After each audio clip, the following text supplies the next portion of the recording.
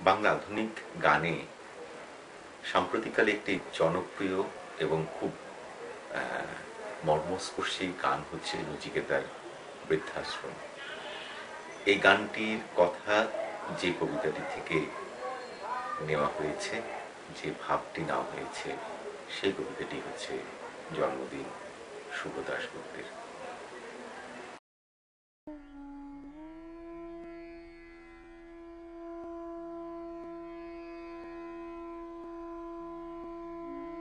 আজ পয়লা শ্রাবণ। খোকন, আজ তোর জন্মদিন।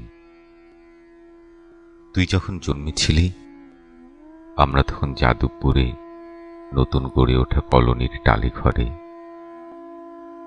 তোর স্কুল মাস্টার বাবা সেই হারিকেনের আলো জ্বলা ঘরেই আনন্দে আর খুশিতে ঝলমলে হয়ে উঠেছিল তুই আসার পর। তোর নাম রেখেছিল সুকল্যাণ।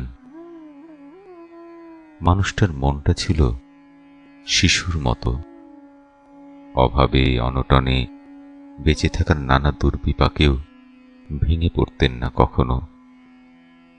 সকলের ভালো চাইতেন মন থেকে, বলতেন, দেখো একদিন এই দেশের মানুষ ঠিকই খুঁজে পাবে মুক্তির পথ।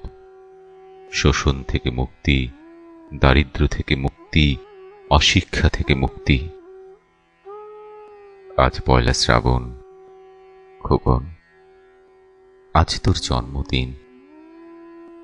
ছোটবেলায় তোর মনে আছে আমাদের ভাঙা মেঝেতে বাক্স থেকে বার করা মেজমাসির হাতে তৈরি আসনটা পেতে দিতাম, সামনে রাখতাম ঠাকুরের আসনের প্রদীপখানা, তুই বসতি বাবু হয়ে চুপটি করে।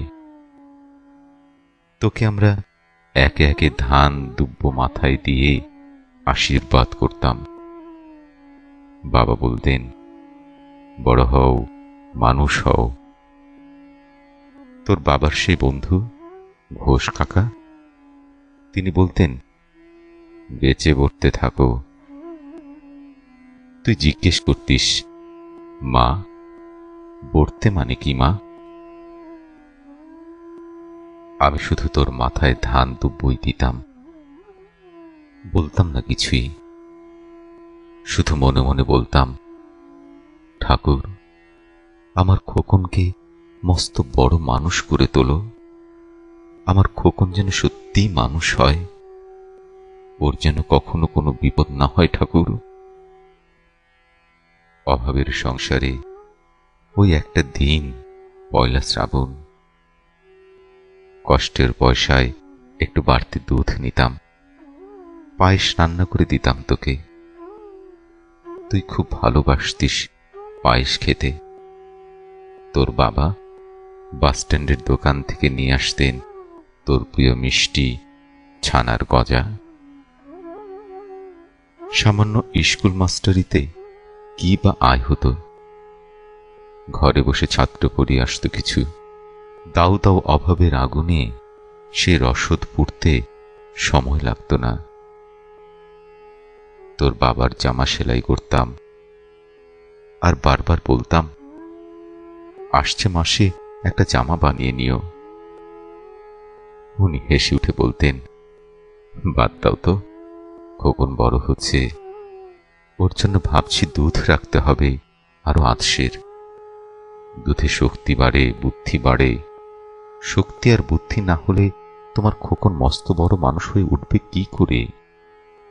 ভাবছি আরো দুটো টিউশনি নেব।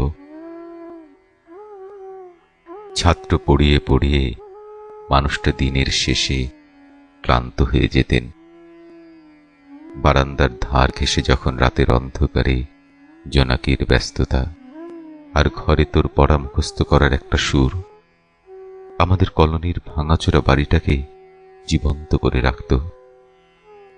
তখন বলতেন আমায়, খাওয়া দাওয়া একটু করো, তোমার চেহারাটা বড় ভেঙে পড়ছে দিন দিন।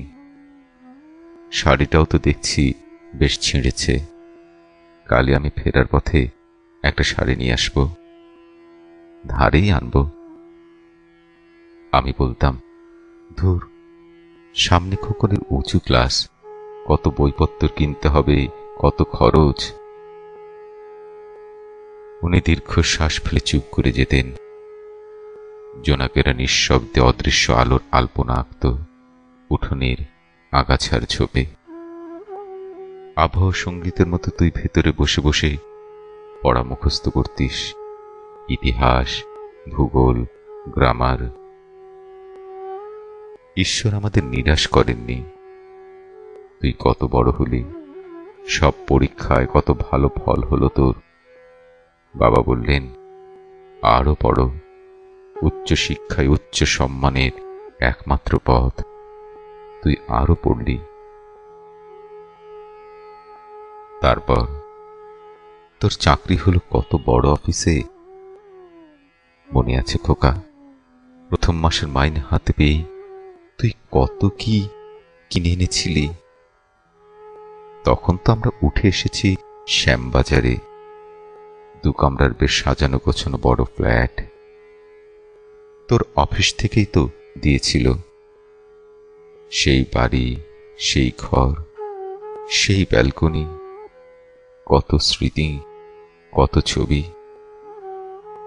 ওই বাড়িতেই তো আশ্বিনের এক ঝোড়ো বিকেলে, তোর মনে আছে খোকন, তোর বাবা যে দিনটাতে চলে গেলেন, মনে আছে?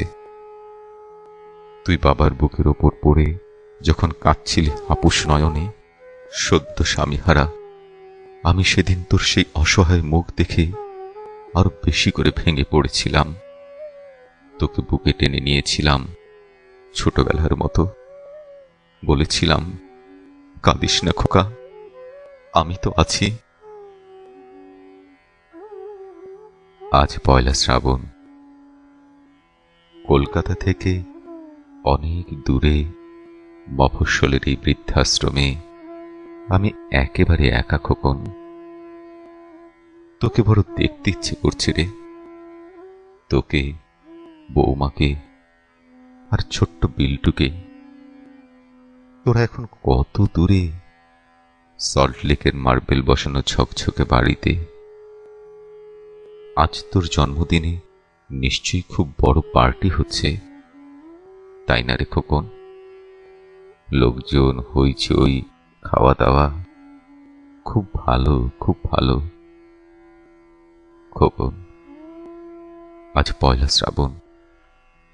আজ বড় মনে পড়ছে যাদবপুরের ভাঙা ঘরে রাত্রিরে তুই আমার পাশে শুয়ে মাঝে মধ্যে হঠাৎ খুব ভয় পেয়ে জড়িয়ে ধরতিস আমাকে। আমি বলতাম, ভয় কি রে, আমি তো আছি, মা তো আছে খোকনের। যার মা থাকে তাকে কি ভূতে ধরে? তুই নিশ্চিন্ত হয়ে ঘুমিয়ে পড়তিস আমার বুক জুড়ে। তোর আধুনিক সংসারে এই বুড়িটার একটু ঠাঁই হলো না রে। প্রতিমাও তো মা, ওরও তো আছে আমার খোকনের মতো কোল আলো করা এক চাঁদের টুকরো। কিন্তু সময়ের কি আশ্চর্য পরিবর্তন। খোকন, তুই বোধহয় আর এখন পায়েস খাস না, তাই না রে? তুই জানিস না খোকন, আজ আমি সকালে পায়েস রান্না করেছি। হ্যাঁ, তোরই পাঠানো টাকায়। সারাদিন সেই পায়েসের বাটি সামনে নিয়ে বসে আছি রে, এখানে এই বৃদ্ধাশ্রমে, আমার একলা ঘরে, আর কেউ নেই। তুই একবার আসবি খোকন, একবার, শুধু একবার।